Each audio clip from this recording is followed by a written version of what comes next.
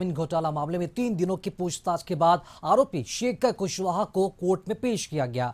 Court ने शेखर कुशवाहा को 3 दिनों की ईडी रिमांड पर भेज दिया है।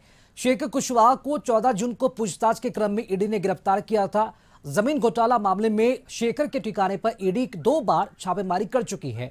गाड़ी मौजा के चेशायर होम रोड स्थित 4.83 एकड़ जमीन के मूल दस्तावेज से छेड़छाड़ कर फर्जी दस्तावेज बनाया गया था। फर्जीवाड़ा और जमीन की दस्तावेजी के हेरफेर के काम में सरकारी अधिकारियों ने सहयोग किया था और सीएमटी जमीन की सामान्य प्रकृति का जमीन भी बनाया गया था। 1 करोड़ में 100 करोड़ की जमीन हड़पने की साजिश रची गई थी।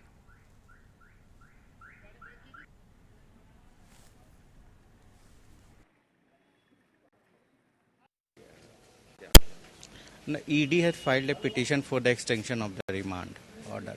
So it prayed for 5 days of ED remand, but court allowed only for 3 days.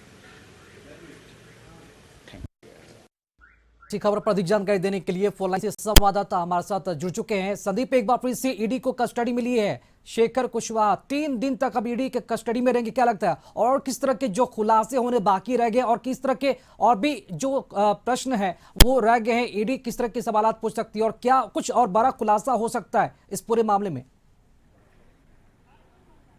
घोटाले से जुड़ा हुआ है। शेखर कुशवाहा की गिरफ्तारी पिछले दिनों हुई थी। हालांकि 3 दिन ईडी रिमांड पर लेके शेखर कुशवाहा से पूछताछ की थी और 3 दिन रिमांड अवधि समाप्त हो रही थी। यही वजह है कि उसको आज पीएमएलए की कोर्ट में प्रोड्यूस किया गया, जहां पे ईडी ने एक बार फिर आगे की पूछताछ के लिए कोर्ट में 5 दिन की रिमांड की अर्जी दाखिल की थी। हालांकि आज फिर से पूछताछ के लिए 3 दिन की ही अनुमति कोर्ट ने दी है, यानी अगले 3 दिनों तक ईडी के सवालों का जवाब शेखर कुशवाहा को देना होगा। और शेखर कुशवाहा पे आरोप लगा है कि जो चेशायर होम रोड में 4.42 एकड़ जमीन है, उसमें कहीं ना कहीं फर्जीवाड़ी तरीके से जो सिंडिकेट काम कर रही थी, जो इससे पहले जमीन घोटाले मामले में कई लोगों की गिरफ्तारी हुई है, जिसमें बड़गांव अंचल के कर्मचारी भानु प्रसाद हैं, उनकी भी हुई थी गिरफ्तारी और फिलहाल वे न्यायिक हिरासत यानी होटवार जेल में बंद है। और उसी केस में कह सकते हैं शेखर कुशवाहा की गिरफ्तारी हुई है। हालांकि इससे पहले भी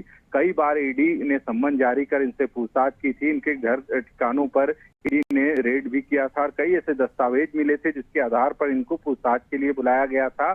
और 17 तारीख को जो एक बार 3 दिन की रिमांड मिली थी और रिमांड अवधि समाप्त हुई है, 3 दिन का फिर से रिमांड मिला है। तो कहीं ना कहीं ईडी या कोशिश कर रही है कि इसमें और भी जो लोग हैं जिनकी संलिप्तता इस पूरे जमीन घोटाले मामले में देखी गई है, वहां तक पहुंचने की ईडी लगातार कोशिश कर रही है। यही वजह है कि एक के बाद एक इस मामले में बड़े चेहरे गिरफ्तार हो रहे हैं और उसी मामले में इनकी भी गिरफ्तारी हुई है। तो कह सकते हैं 3 दिन तक और भी कई सवाल ईडी के पास है जिनके जवाब ईडी चाह रही है। यही वजह है कि एक बार फिर से रिमांड की अर्जी कोर्ट में आज प्रोडक्शन के समय मांगी गई थी और 3 दिन की अनुमति कोर्ट से मिली है। हालांकि ईडी के अधिकारी उनको अपने साथ शेखर कुशवाहा को ईडी दफ्तर ही ले गए हैं और 3 दिनों तक उनसे पूछताछ होगी। और यदि इस जमीन घोटाले मामले की बात करें तो कई ऐसे कारोबारी, कई अधिकारी या फिर कई ऐसे जमीन माफिया हैं जिनकी गिरफ्तारी ईडी ने की है। और लगातार जो ईडी की कार्रवाई है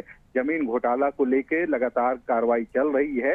अब भी कई ऐसे लोग हैं जिनकी संलिप्तता इस पूरे प्रकरण में है, उन तक ईडी पहुंचने की कोशिश कर रही है और इसी सिलसिले में कह सकते हैं इनकी गिरफ्तारी हुई है। और 3 दिनों तक एक बार फिर ईडी इससे रिमांड पर लेके पूछताछ करेगी। देखना होगा कितने और भी बातें ईडी शेखर कुशवाहा से निकाल पाते हैं। हालांकि इनके ऊपर भी आरोप है कि जो सिंडिकेट इस जमीन घोटाले मामले में काम कर रही थी, जो मूल प्रति है जमीन का, और उसमें कहीं ना कहीं फर्जीवाड़ा करके जो कम कीमत या फिर जो ऐसे भी जमीन है जो नहीं बेचे जा सकते हैं, वैसे जमीन का फर्जी दस्तावेज बनाकर उसे बेचने का काम किया है।